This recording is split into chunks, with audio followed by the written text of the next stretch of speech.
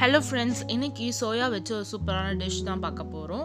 So அது என்ன dish, எப்படி இருக்க போகுதுன்றது வாங்க வீடியோக்குள்ளே போய் பார்க்கலாம்.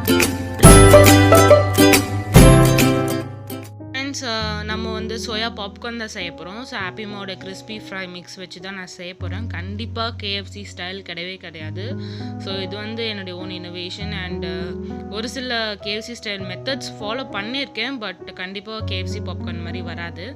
ஸோ நீங்கள் வந்து ஒரு நார்மலான ஒரு சோயா பாப்கார்னாக நீங்கள் கண்டிப்பாக சாப்பிட்லாம். பட் டேஸ்ட் வந்து பார்த்திங்கன்னா ரொம்பவே நல்லா இருந்துச்சு.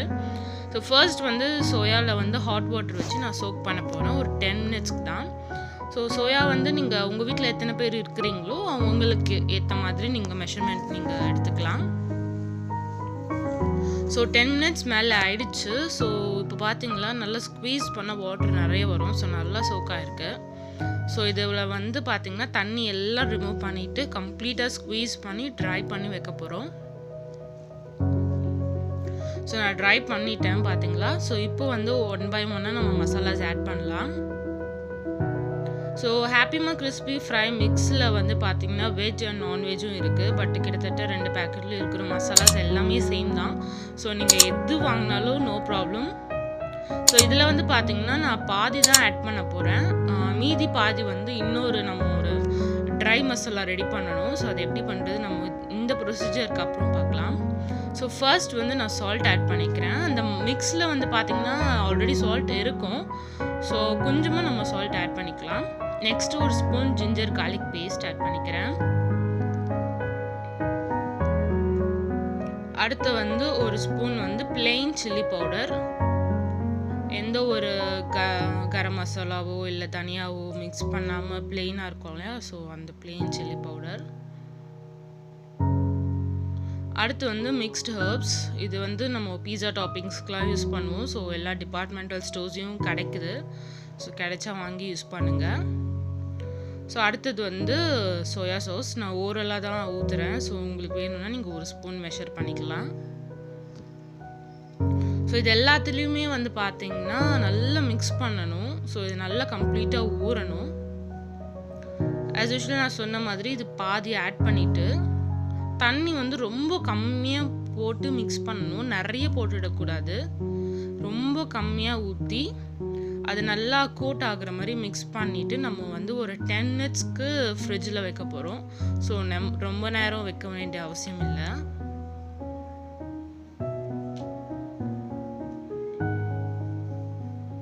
ஸோ தண்ணி வந்து ரொம்ப கம்மியாக ஊற்றணும், நிறைய ஊற்றிடக்கூடாது. ஸோ அது ரொம்ப முக்கியமான ஒரு விஷயம்.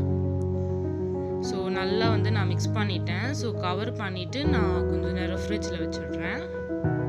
ஸோ மீன்வாயில் ஒரு கப்பில் வந்து நான் மைதா எடுத்திருக்கேன். ஸோ இந்த மைதாவில் வந்து பார்த்திங்கன்னா ஒரு ஸ்பூன் பெப்பர், அதுக்கு அடுத்து நம்ம மிக்ஸ்டு ஹர்ப்ஸ் போட்டுக்கலாம். இதுவும் ஒரு ஸ்பூன் அளவு தான். உங்களுக்கு ஓரல் மெஷர்மெண்ட்ஸ் தெரியும்னா நீங்கள் அப்படியே போட்டுக்கலாம், இல்லைன்னா நீங்கள் மெஷர் பண்ணிக்கலாம். ஸோ ஆஸ் ஐ செட் மிச்சம் வச்சுருந்த அந்த பாதி கிறிஸ்பி மிக்ஸ் ஆட் பண்ணி நம்ம இது எல்லாத்தையும் வந்து நல்லா மிக்ஸ் பண்ண போகிறோம். தண்ணி ஊற்றாமல் ட்ரை மிக்ஸ் இது. ஸோ இதில் தவறி தண்ணி ஊற்றிடாதீங்க.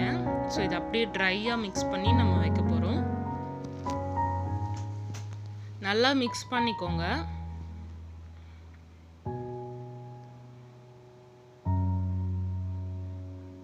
இப்போ பார்த்தீங்கன்னா ஃப்ளார் நல்லா மிக்ஸ் ஆகிடுச்சு. ஸோ மீன்வாயில் நான் வந்து பார்த்திங்கன்னா ஒரு பேனில் வந்து ஆயில் நல்லா ஹீட் பண்ணிக்கிட்டேன். ஸோ நம்ம இப்போ சோயா வந்து டீப் ஃப்ரை தான் பண்ண போகிறோம் இல்லையா. ஸோ சோயாவை எடுத்து பார்க்கலாம். ஸோ நல்லாவே வந்து மசாலாஸோட நல்லா மிக்ஸ் ஆகிருக்கு. ஸோ இந்த சோயா வந்து எடுத்து நம்ம ட்ரை ஃப்ளார் மிக்ஸ் பண்ணி வச்சுருந்தோம் இல்லையா, மைதா எல்லாம் போட்டு. ஸோ அதில் ஃபர்ஸ்ட் வந்து போட்டுட்டு அதுக்கப்புறம் ஐஸ் வாட்டரில் டிப் பண்ணோம். ஸோ நீங்கள் சோயாவை வந்து ஃப்ரிட்ஜில் வைக்கும்போதே ஐஸ் வாட்டர் வந்து ஒரு கப் வந்து ரெடி பண்ணி வச்சுக்கோங்க. ஸோ ஃபர்ஸ்ட் வந்து நம்ம இந்த ட்ரை ஃப்ளாரில் போட்டுக்கலாம். ஸோ நல்லா மிக்ஸ் பண்ணதுக்கப்புறம் சோயாவை எடுத்து ஐஸ் வாட்டரில் போட்டுடலாம். ஸோ ஒரு 2 செகண்ட்ஸ்க்கு வந்து அந்த ஐஸ் வாட்டரில் இருக்கணும். ஸோ திருப்பி எடுத்துட்டு அகெயின் நம்ம வந்து ட்ரை ஃப்ளாரில் நல்லா கோட் பண்ண போகிறோம். ஸோ இது வந்து டபுள் கோட்டிங் மெத்தட் தான். ஸோ அப்போ தான் வந்து அந்த க்ரஸ்ட் வந்து நல்லா சோயாவோட ஒட்டிகிட்டு இருக்கும், இல்லைனா பிரிஞ்சு வந்துடும். ஸோ இதே மாதிரி நம்ம எல்லா சோயா பால்ஸும் பண்ண போகிறோம். நல்லா வந்து கொஞ்சம் அழுத்தி பிசைங்க. ஸோ அப்போ தான் வந்து அந்த க்ரஸ்ட் வந்து நல்லா திக்காக ஃபார்ம் ஆகும்.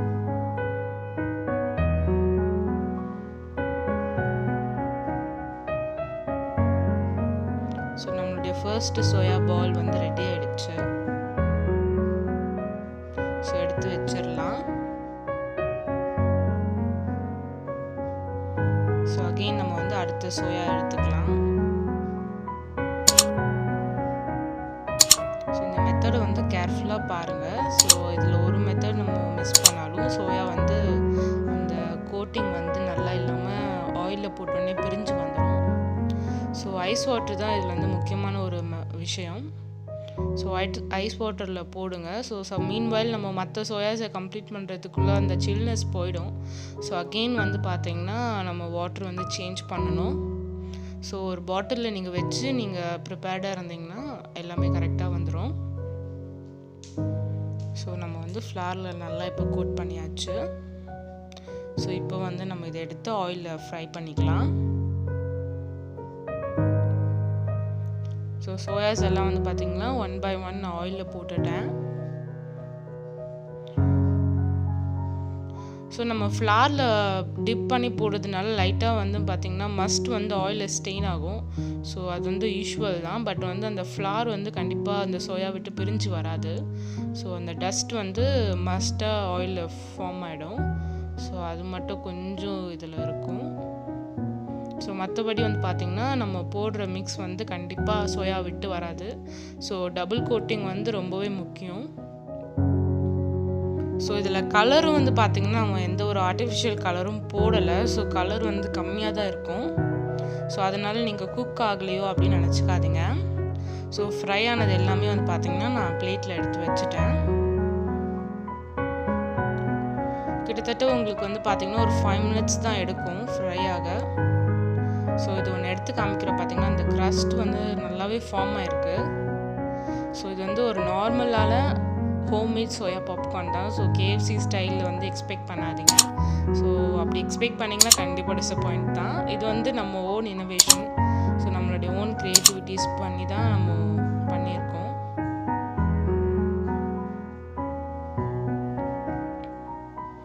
ஸோ அவ்வளோதான் friends. So soya popcorn, homemade popcorn நீங்கள் கண்டிப்பாக இந்த டிஷ்ஷை ட்ரை பண்ணுங்கள்.